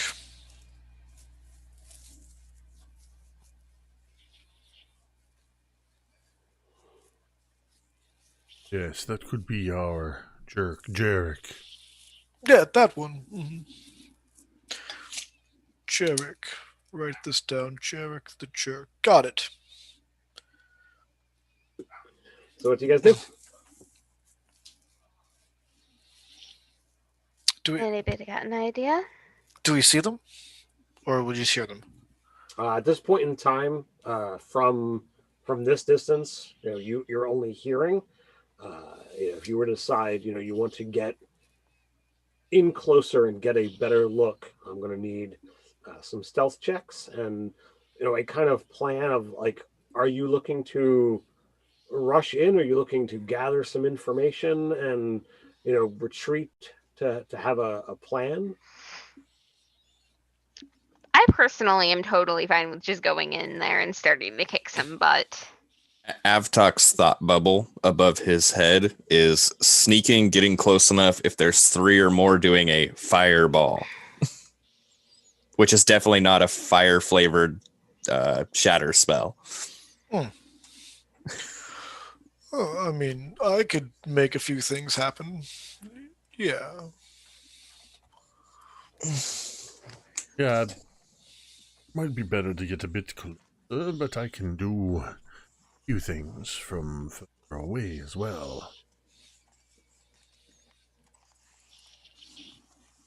So what is the thoughts? Are you guys charging in guns a-blazing? Are you going to scout ahead and kind of get the lay of the land? What's a gun? I'm going to charge in, fingers blazing. Yeah, let's go. I'm ready. Pew pew. Are we The charging second sneakily? Joshua starts moving, I'm like, oh damn it, and I follow. Well, I mean, you probably could outmaneuver me quickly enough. I don't move very fast. Well, I'm not going to let you become a pincushion. I have my mage armor. Oh, did my familiar just change? Aww. Doggone it. Aw, that guy. Her foot's in my ribs, though. That hurts. Okay. All right. So, as you kind of charge in, you see, 8 or 9 buildings leaning up against the side of one. You see three bugbears. Their massive arms are kind of like reaching out and kind of throttling on a goblin that's not bringing food fast enough. And you see, a larger building, but a hobgoblin in some decent looking armor steps into. You see a handful of goblins kind of scurrying around. Are all 3 bugbears within a 10-foot radius of each other? They're totally together. How far away are they? 30 feet from the edge of the village where you guys are now. Okay. Well, I mean, no time like the present. I'm just going to... So you have 3 goblins, hobgoblin, and the 3 bugbears that are all visible right now, and you have a surprise round. So Shatter the 3 bugbears. I'm gonna hurl a flaming sphere into the 3 bugbears, I think, so... How close are the 3 bugbears to one another? they are all within 10 feet. Mhm. You want us to roll initiative? You guys can, since this is a surprise round, you can act as you desire, and then we'll roll initiative and see how things.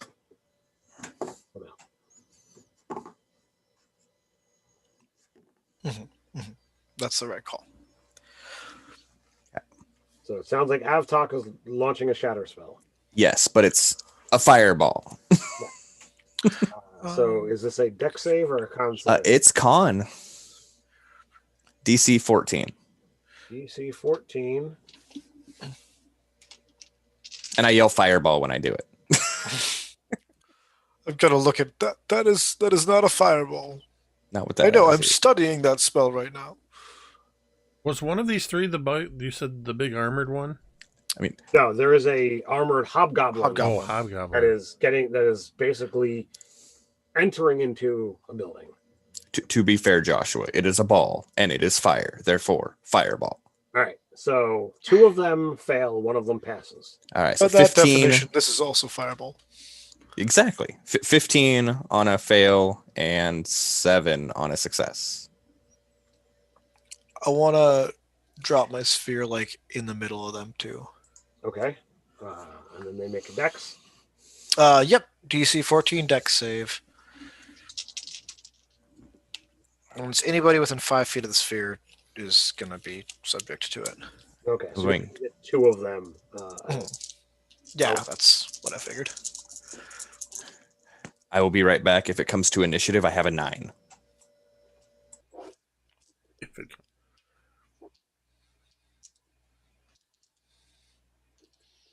All right, so what is the damage on your sphere? It's gonna be 5. And then it says as a bonus action, I can move this. Oh, well, no, this is just the one surprise action, right? Yep. Never mind. So Ordo and Chess, what are you guys doing? Fairy fire? Okay. You want to get 2 of the bugbears, or do you want to get some goblins? Do you want to get the hobgoblin? I want to get the bugbears. Okay. It's like a 10-foot cube, so you'd be able to get. It's a 20-foot cube. Oh, it's a 20-foot cube. Okay, you can get all of them then. Yes. So what is the save on that one? One moment. Let me scroll down and find that out. 12. What? No. What check am I making? Oh. Fairy fire Dexterity. Dex. That's a pass. That's not a pass. That's a pass. So one of them is fairy fired. Cool. Ordo. How many goblins did we see? You see 3 goblins. I mean, you know that there are more. Some of them have gone Perfect. around buildings. Some of them have gone into buildings.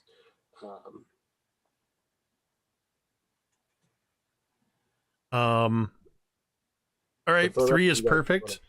As they're all launching off their spells, Ordo does what almost looks like he's doing Tai Chi, and you see Avtok in particular. You would recognize the incantation is very similar to your magic missile spell, but slightly altered with a little more flair. As I suddenly cast with a brilliant anime shing of light. Magic shears, and my missiles Nice. look like barber's scissors that go shooting up into the air, and 3 of them, 1 each, come launching down at these goblins, doing 4 points of force damage to each goblin. Am I gonna have to cast my magic missile at some point so we can all describe how they differ? Mine differs with the damage type. So But I do note the shears for my slashing. Oh, wait, piercing. First level's only piercing. so they take the damage. So why don't you guys go ahead and give me your initiative rolls? 9. Initiative Got roll. that already. Also a 9. You can go 12. first. We're initiative buddies.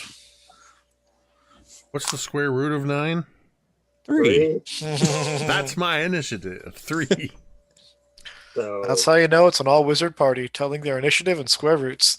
all right. So Or the fact that we all got it that fast. this is out of 12. We have 9 for Joshua and Avtok, and way down here at a 3 is Ordo. All right.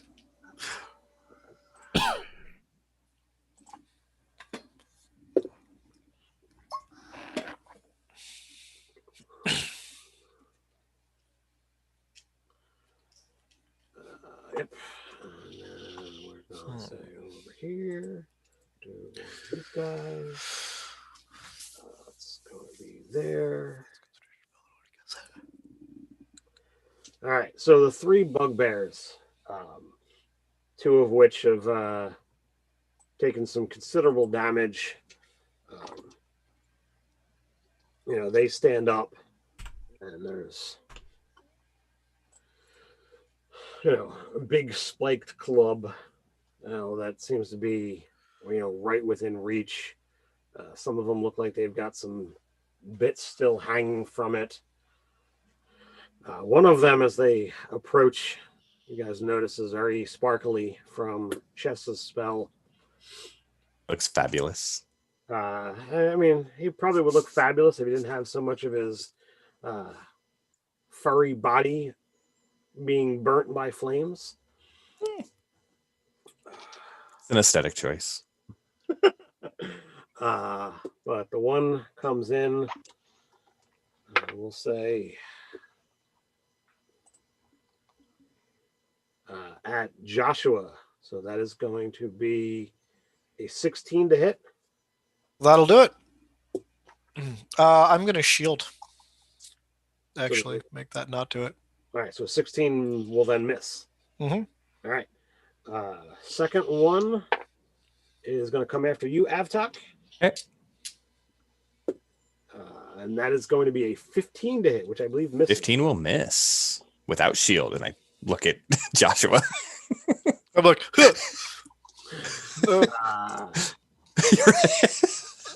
Saw that.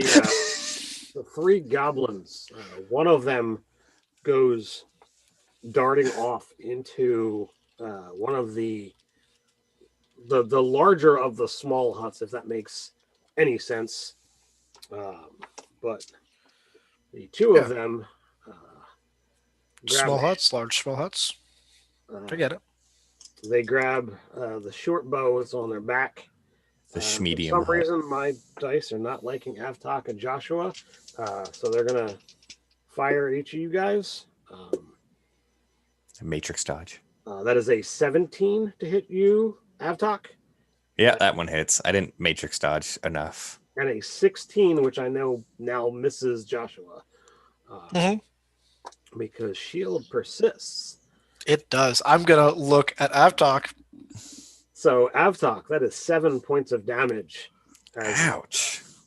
The arrow sinks into your elephantine hide. Chess, you are up. Touche, I should have shielded. All right, cool. I'm going to come at the guy that I fairy fired. Sure. Oh, right. That is not where my character sheet is. Here we go.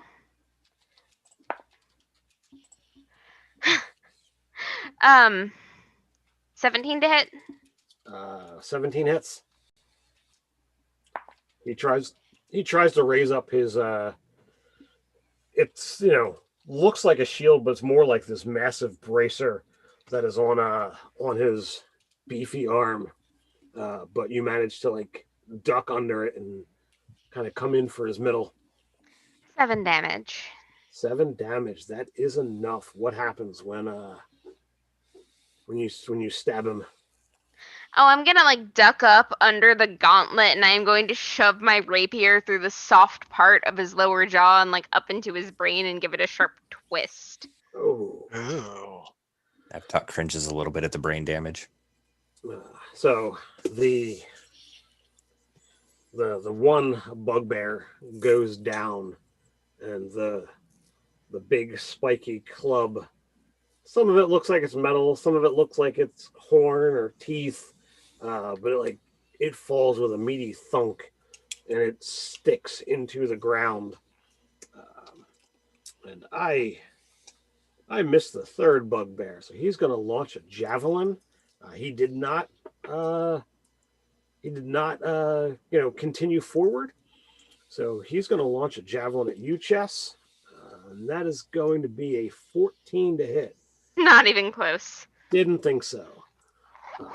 My dice are not liking me. They're liking you guys. Mm-hmm. Now my AC is stupid high. That 23 was a fluke. All right. So the hobgoblin that was about to, step into a building, he kind of growls something into the building that he was about to step in, and with practiced ease, his very nice looking longsword. When I say very nice, it's a finely made longsword, and it's made of metal as opposed to the crap weapons that the rest of them have. But his longsword comes out, and his shield from his back springs in, and he will actually because you just happen to be close to their chest because you went forward. He will approach you. That's going to be a 21. Does that hit? Me? Robin. Yeah. Yes. Like waited with bated breath. Sorry. I thought you were No. talking to somebody else.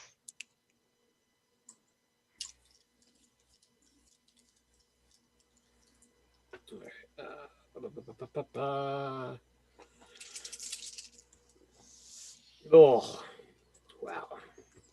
All right, so he kind of looks to the bugbear at his side, you know, and he just kind of nods as he brings in the blade, and he hits for 7 points of damage. That was Whew. horrible roll of the dice there. That should have been significantly higher. But initiative 9, Joshua and Avtok, you guys can decide how you want to go forward with it. I said he could go. Oh. But I will say the one that shot me is mine. Is that the one that threw the javelin or the one that just? I have no idea. I didn't catch who shot me. It was one of the goblins. Oh, That's okay. That's what I'm going after. How dare you make me bleed my own blood? What? If it matters, that was goblin number 3. Okay, All going right. after number 3. So what did the two bugbears do? Like, did they come at us or Yeah. did they go? Okay, so they're like right up against me and Avtok. Mm-hmm. So I'm just gonna go ahead and magic missile these guys in the face. Mine, I point my staff and So it the one that was on the one that was on Avtok is the one that chest fell. yeah. So I'm gonna go for the one that's on me then, I guess. Sure. That makes sense. So I'm gonna point my staff at it and words begin to spiral around the staff and then launch off of it. So 3 words just launch at it. They're Magic, effing, and missile. made out of fire, made out of magical writing. Yeah. Maybe that's what they say. I don't know. Maybe their names. Maybe they're Avtalk. Maybe they're shut the fuck up. I don't know. I'm just gonna launch all 3 of them at this one guy. Sure. Give me your damage. That's gonna be 4, 4, and 2. So All right, 10 in so total. What does it look like as these missiles careen into this goblin? So they don't hit him. They just sort of wrap around him, and then sear into his flesh. And there's this imprint of the words on his body. So, he lets out a scream as whatever branding you have done has, caused his body to go limp, and he falls to the ground dead. All right. And then with my bonus action, I'm just going to kind of swipe with my offhand, and my flaming sphere is going to just launch itself right at the bugbear who threw the javelin. Sure. And it just slams into him, and he's going to make a dexterity save or take the damage. It's going to be 12. So Okay, that's going to fail. So he is going to take 9 flaming fiery damage. okay. And that's it. I'm just going to set my staff on the ground and put my hand over top my other staff hand and stare at the battle. All right. Avtok. All right, Avtok will start stalking towards the goblin that shot him, and when he's 10, 15 feet away, he will cast mirror image as 3 more Avtoks. Just poof. And that's all I can do, but Okay. So I'm purposely hoping- walk yes. closer to him. I don't want him to shoot me again. I'm hoping that he can't hit as good with a sword. Sure. All right. So you can Avtok's not smart. you can get into melee with him. Okay. Should you desire. Is that what you're looking for? Yes. All right. Urdo.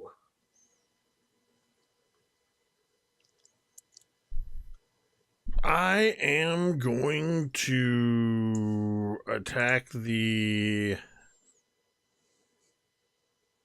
think I'm going to go for the hobgoblin. Big, mean, armored hobgoblin. Sure. And I am going to do that from very far away. At least one of us is smart. As I begin muttering and as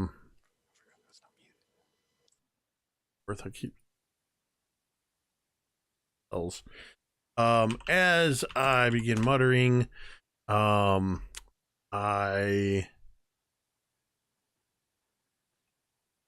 make appear in an area above the hobgoblin. You just see these flashes of white as from all around him in this 5-foot sphere, snowballs just start pummeling him as I cast Snillic's Snowball Swarm. He needs to make a dexterity saving throw. What is your DC, sir? My DC. Oh, 19. I think that's going to pass. 16. So he beat it. So he will take half damage. Oops. So the total damage on that is 6, 7, 8. So he's going to take 4 points of snowball damage. They hit him hard. Despite the nice suit of chainmail and shield that he's got, many dents begin. At least one of them hits him in the back of the neck and just rolls down under his armor in an irritating way. He's got that whole squirming cold and wet on the spine. He is definitely not digging it, but that certainly hurt him. Is that all you got? It does appear to be all I have at the moment. There's nothing within closer range of me, so yep, that's it. So the bugbear, he saddles up next to, kind of behind the goblin that you're trying to threaten there, Avtok, and he's looking at all of the different versions of you, somewhat perplexed. And he just, he takes a swing with his big old club. I'm going to do it. All right. Well, so AC 12, does that hit an image? It will. My image's AC is only 9. All right. So one of your images goes away. Yes, because I rolled a 14. All right. So one image gone. The goblins that are there, they see that there are now more of them, and they draw out their, crude blades, and they charge in. So that is going to be a 12. That will hit me and miss because I rolled a natural 1. Okay. So there's going to be a 9.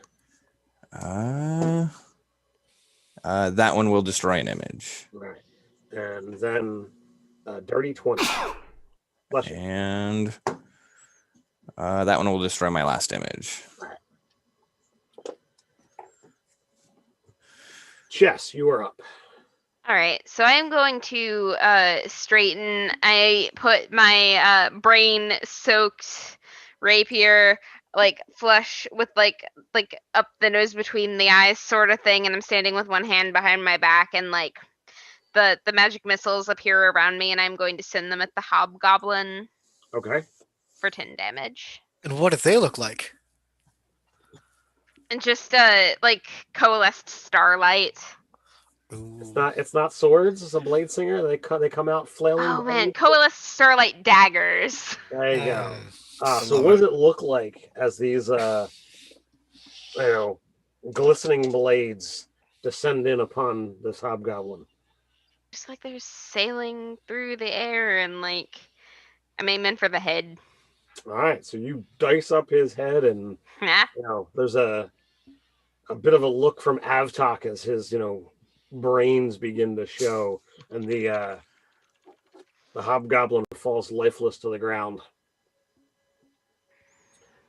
That crosses him off the initiative. He's still there. Joshua.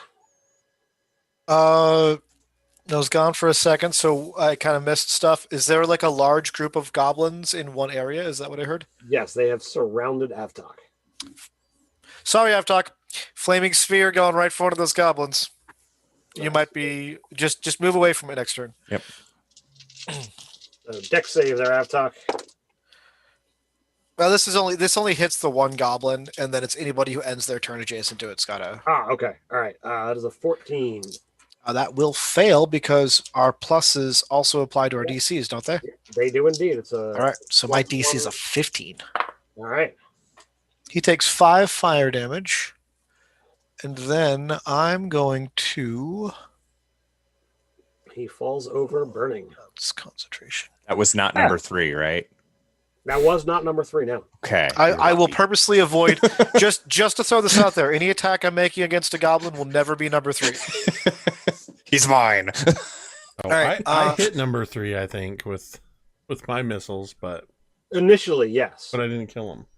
Correct. And I want to like Spider-Man out, scorching rays, and Visible foes right now, there is 1 bugbear and 2 goblins. all right. So I will go. There's 3 targets. I'll go 2 for a bugbear and 1 for the not number 3. Okay. And this is a magic missile? This is scorching rays. Okay. Oh, jeez.